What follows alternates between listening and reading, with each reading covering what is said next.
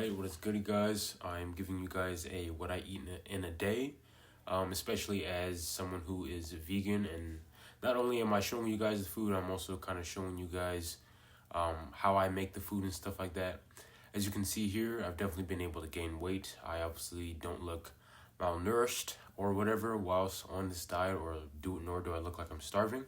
So starting off with my breakfast, I always have like berries, whether that be blueberries or some type of mixed berries. And here I have quinoa. I have used barley, which I kind of like had in one of my last videos. But sometimes barley like makes me feel weird, and I'll put that not barley, but I'll put the quinoa and I'll put the blueberries in a bowl and I'll put it in the microwave to warm it up. And then this is optional. Sometimes I'll do this. I'll put like some toast in the bread. And then after I take the bowl out of the fridge, I add whatever I like to add to it.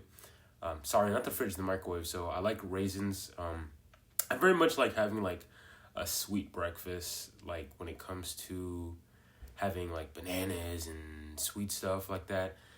And what I'm sprinkling on there is nutritional yeast, which is infused with like a lot of vitamins and stuff like that. So it's kind of like one of those fortified foods. Then I have peanut butter. I love peanut butter. But I am thinking about experimenting with like some other types of like nut butters and stuff like that. And then I add some flax seeds. Flax seeds are a really good source of omegas, especially like your good omegas, like omega-3s and stuff like that. Helps with hormone and brain function. Good source of like, some of your fatty acids. And then bananas. I love bananas. I always put them in my like smoothies and my bowls, stuff like that. They're just awesome, very delicious piece of fruit. Some people don't like bananas, and I think they're weird for not liking bananas. But yeah, I used to make like oatmeal and stuff like that. And I would always put bananas in my stuff. I don't really eat oatmeal like that. I don't feel that great from oatmeal anymore. But quinoa having a lot more nutrition and fiber in it, it kind of lets me be able to digest it a lot sooner without feeling so full or bloated or slow. And quinoa also kind of has some protein in it. It has all the essential amino acids, making it a complete protein. Boom, I have some protein in it. I'm also putting some turbinado brown sugar in there. I don't know if I pronounced that right or not. But I guess it kind of just adds to the sweetness. Usually I might add like some date syrup or some agave syrup, stuff like that. But this is what we had. And then to kind of soften things up a bit, I put like some almond milk. And then I kind of like stir it around and it becomes like more soft and stuff like that and easier to kind of eat in general. I used to also do the same thing when I used to eat like oatmeal with all the same stuff in it, right? If you want to make like some morning oats, you can do everything here that I did besides the quinoa. Just put the quinoa in, not the quinoa, just put oats in it and put oats in the microwave or heat them up on a pan, or not on a pan, but on a pot, on a stove, whatever the case may be, and do the same exact thing. And then here's my breakfast with the toast. I might spread like the quinoa fruit bowl onto the toast or whatever and eat it like that. And so here we're moving on to the workout. Maybe 30 minutes or so after I work out. Usually just after I poop, after my breakfast, I will work out. And today was an upper body day, so I started off with weighted dips. Here my rack is so unstable that like I can barely do like 45 pounds for a good couple of reps, like 8 reps or so, on this unstable bar. So I think I only managed like 5 or 6 reps. But either way, I'm still kind of like making that progression, making those gains, because I'm still able to go through the range of motion, still pushing myself through the movement. And then I superset with weighted chin-ups using the same amount of weight, if not 50 pounds. And I used to focus more on like weighted pull-ups, but now I'm doing chin-ups because I want to have that supination when it comes to more of like biceps and stuff like that. But I will interchange like chin-ups, weighted chin-ups, and weighted Nutritious pull-ups. I believe Nutritious pull-ups are really good for like tendonitis and shoulder problems and elbow problems, of course.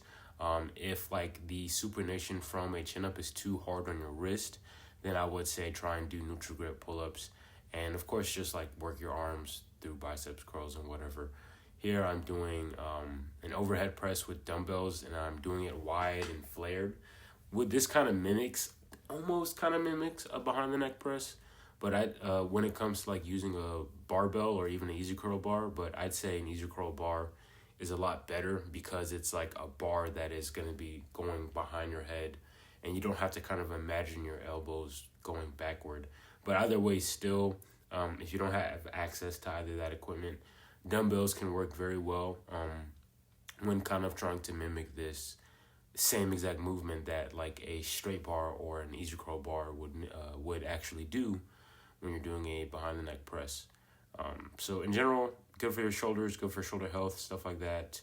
And it was a way for me to just do, the same exercise, but with like a different variation and whatnot. All right, here I'm doing rows, rows for the back, ring rows. I've always done ring rows. I've always stuck to them. They're like the only row variation I do.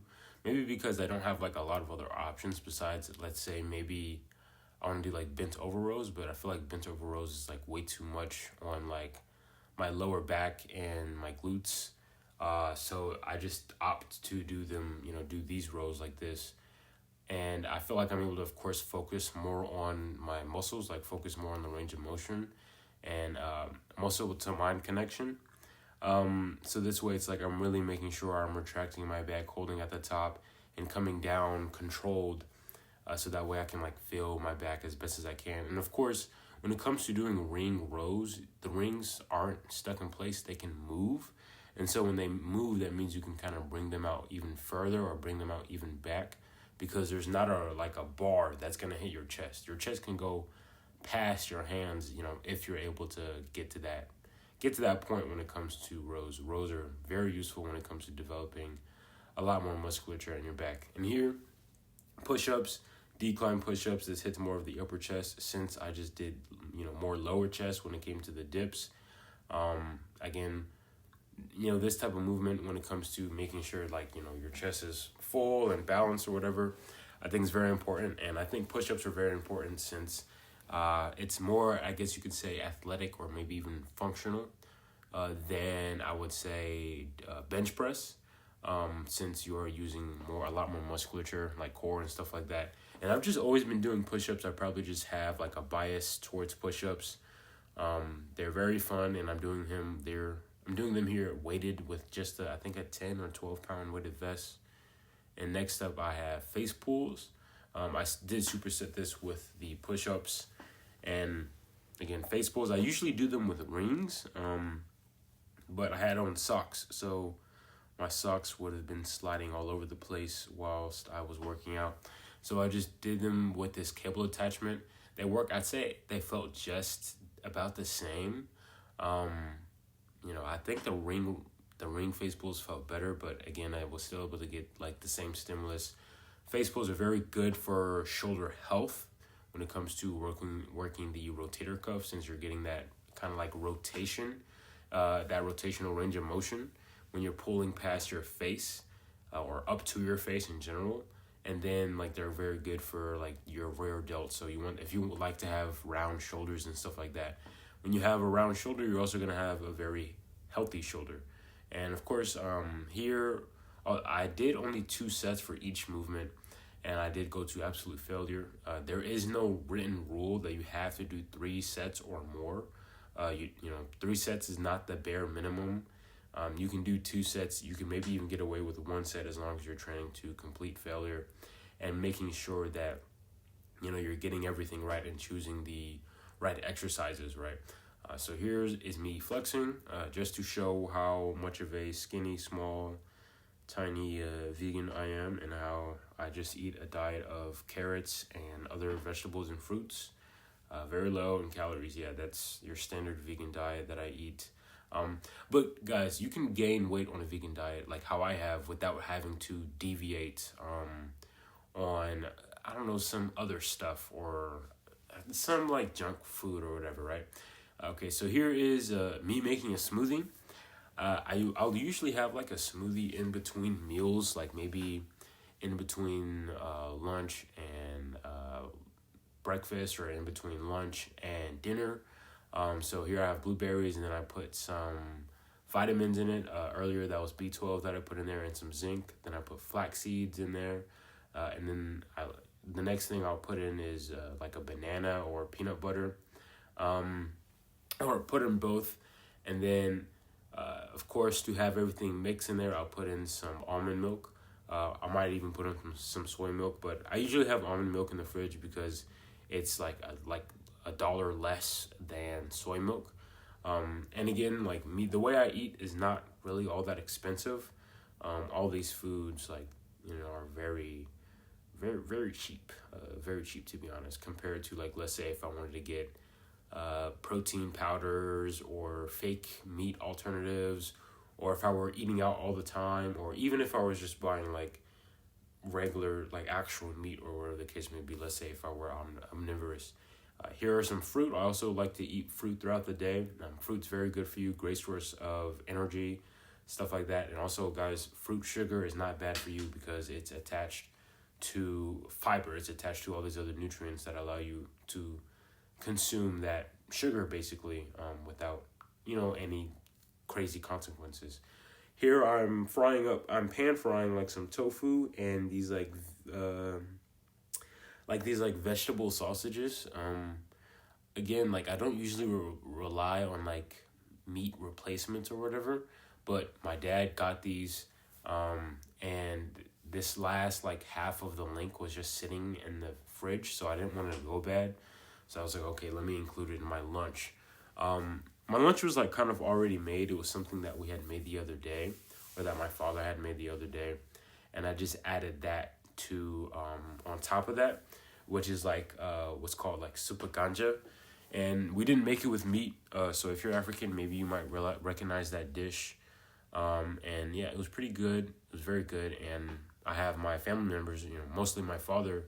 He's very much on board when it comes to veganism, and he's no longer like eating meat on a daily basis.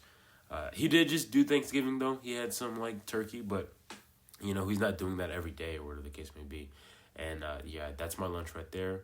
Next up is dinner. I have some potatoes, and I have some veggies and tofu. I really do love tofu. Frying up in a pan here. I put some alfalfa sprouts in there. I put some, what is that, zucchini, I believe? Yeah, that's some zucchini that's left over. Also put in like some beans, whatever. So I just kind of like make like a stir fry a little bit. I think greens are very important. We should all be getting green stuff in our diet, not processed green candy, but leafy greens, leafy vegetables, sprouts, onions. Onions aren't green. I'm thinking of bell peppers, whatever the case may be. Because of like all of the antioxidants in there, all of the minerals, all of the vitamins, just these things like that, right? People demonize vegetables, which is so weird because it's like, well, vegetables don't want to be eaten, so because they don't taste good upon like when you first put it in your mouth. So, but it's like, but does the animal that you eat, do they also want to be eaten? So it's like, where's that logic there? So here I'm adding some seasoning.